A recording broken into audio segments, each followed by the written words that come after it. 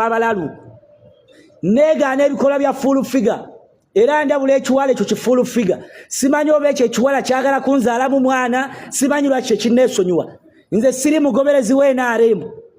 ndi musajja munnanuupu era njagala kufiirira nsi yange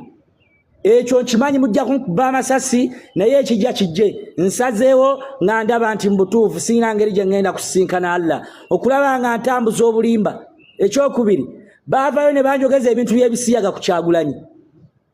ebintu ebyo mbisazaamu Kyagulanyi mukyala w'amanyiddwa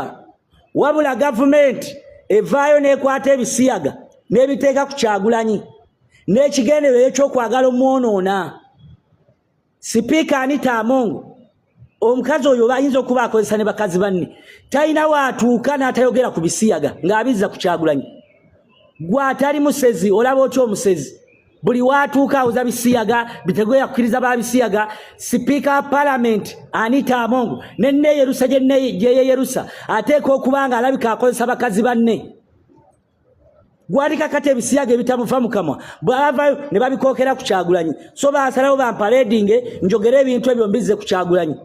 n'ekigendero ekyokwagala omujjako abantu bamulabe bamubijjise nze sibbanga ku bululu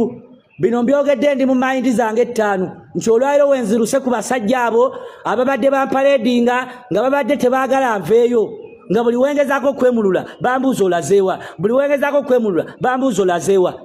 noonyeza Kyagulanyi bukyava mu kkobera abadde ambuzi wabula nsaba mukwano gwange Kyagulanyi emyaka gyonna gye mmaze mu kkomera teriyo kisinga kunnuma abantu abaali nyambye tebanyambye